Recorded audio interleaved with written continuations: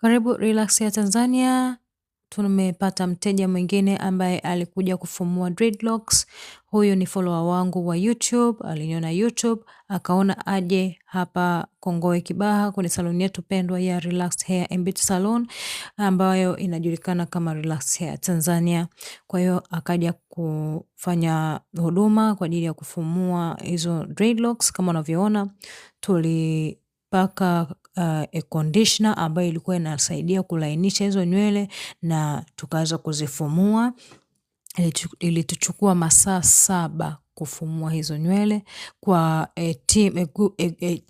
teamwork ya watu 4. Kama unavyoona tuliweza kumfumua vizuri, na hapo tulikuwa tunamfanyia hair drying.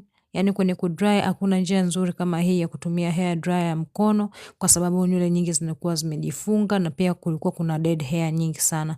Hapo tunaongelea unavyoona zile nywele zinavyotoka, lazima ujue kwamba kulikuwa kuna yani nywele zinakuwaga zina shed. Kwa zile shaded hair nyingi wakati tunafumua ndo zilikuwa zimetoka.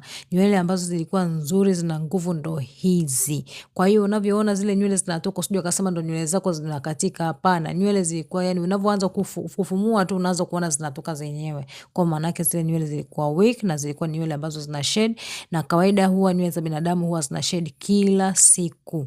Yes, kwa ni kitu cha kawaida. Kwa hiyo baada ya hapo kumfanyia kumfumua, tukamwosha vizuri, tukamfanyia na conditioning ili zipate nguvu, then baada hapo tukamfanyia hair drying kama mnavyoona jamani.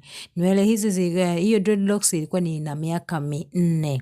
Ilikuwa na miaka 4, na pia tokeo lake ndio ilikuwa kama hivyo. Nywele za miaka 4 ambazo zilizokuwa nzuri ndo hizi hapo. Tulimfumua vizuri kwa umakini bila kumuumiza ngozi yake, na pia tukahakikisha kwamba tokeo linakuwa zuri. Asanteni na karibuni sana Relax Hair Tanzania.